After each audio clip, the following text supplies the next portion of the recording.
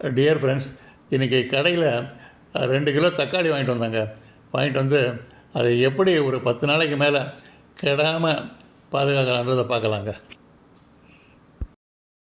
எல்லா தக்காளியும் கட் பண்ணி வச்சுக்கலாங்க.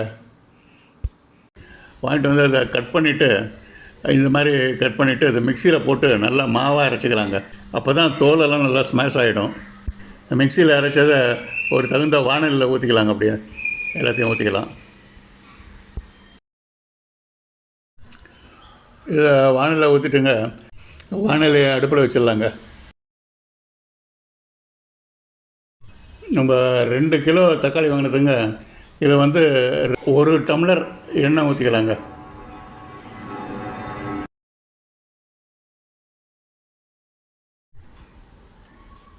இல்லைங்க, ஒரு 1/2 டம்ளர் மிளகுத்தூள் போட்டு கலந்துக்கலாங்க. 3 ஸ்பூன் உப்பு, அப்புறம் அதையும் போட்டு கலந்துக்கலாங்க. எல்லாத்தையும் நல்லா கலந்து விட்டுடலாங்க.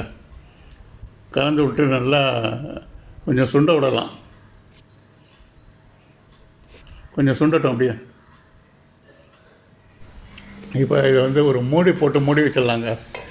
இதில் இந்த தக்காளி, எண்ணெய், மிளகுத்தூள், உப்பு எல்லாம் சேர்ந்து நல்லா மிக்ஸ் ஆகி நல்லா வேகட்டுங்க.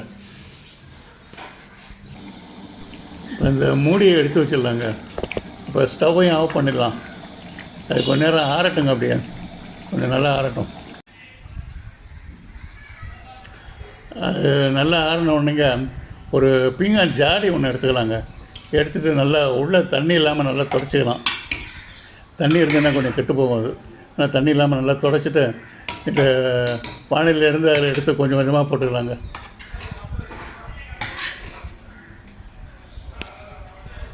வானிலையிலேருந்து எடுத்து போட்டாச்சு. இப்போது இதை எடுத்து கொஞ்சம் டேஸ்ட் பண்ணி பார்க்கலாங்க. டேஸ்ட்டு தக்காளி சட்னிக்கு ஈக்குவலாக இருக்குதுங்க. அது இதை இப்படியே இட்லி, தோசைக்கெல்லாம் வச்சுட்டு சாப்பிட்லாங்க. அவ்வளோ நல்லா இருக்குது. சாதத்தை பசைஞ்சு சாப்பிட்டோம்னா தக்காளி சாதம் தான்.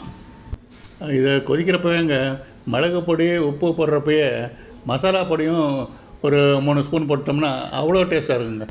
இதை எடுத்து அப்படியே ஃப்ரிட்ஜில் வச்சுட்டோம்னாங்க, நம்ம சமையல் பண்ணுறப்ப அப்பப்போ வேணுன்றப்ப சேர்த்துக்கலாங்க. இதை வந்து தக்காளி பியூரியாக யூஸ் பண்ணிக்கலாங்க. இதை செய்கிற சமையலில் சேர்க்குறப்பக்கல்லங்க, இதில் வந்து ஏற்கனவே நம்ம மிளகுத்தூளும் உப்பும் சேர்த்துருக்கிறதுனால பார்த்தே சேர்த்துக்கலாங்க. இது எப்படியும் 10 நாளைக்கு மேலே கெடாமல் இருக்குங்க. ஆனால் என்ன, தண்ணி மாத்திரம் படாமல் பார்த்துக்கணும். Thank you very much friends for வாட்சிங். Thank you very much.